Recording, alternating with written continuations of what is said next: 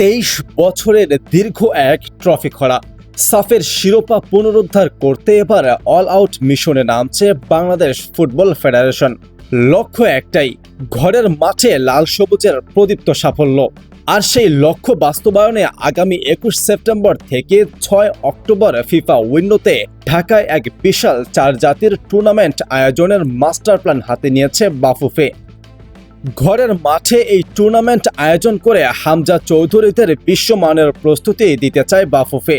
কিন্তু 4 জাতির এই টুর্নামেন্ট গুছিয়ে আনা কি এতটাই সহজ?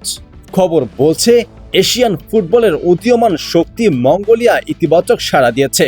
তারা ঢাকায় এসে খেলতে শতভাগ রাজি। তবে বড় একটা ড্রামা তৈরি হয়েছে ফিলিস্তিনকে ঘিরে।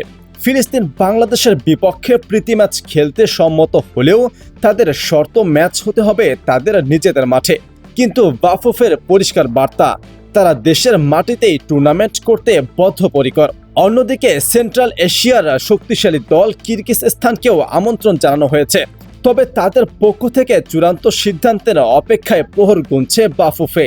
এখন প্রশ্ন উঠতে পারে, কেন শক্তিশালী দল পেতে বাফুফেকে এত কাঠখড় পোড়াতে হচ্ছে? উত্তরটা লুকিয়ে আছে ফিফা র্যাঙ্কিংয়ে। বাংলাদেশের বর্তমান ফিফা র্যাঙ্কিং 181।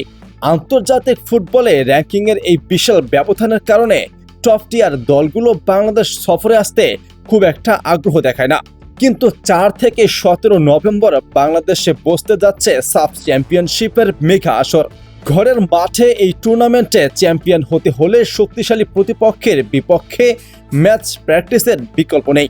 বাফুফে তাই র্যাঙ্কিংয়ের বাধা টপকে এশিয়ান অঞ্চলের সেরা দলগুলোকে ঢাকায় উড়িয়ে আনার আপ্রাণ চেষ্টা চালিয়ে যাচ্ছে।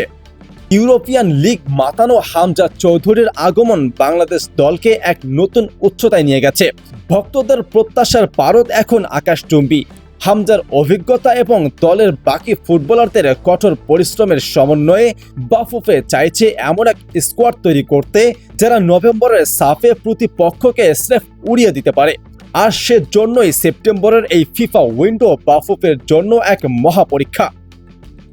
কি মনে হয়, এবার কি 23 বছরের সাফের শিরোপা খরা কাটাতে পারবে লাল সবুজের প্রতিনিধিরা? আপনার মতামতটি কমেন্ট বক্সে জানাতে একদম ভুলবেন না।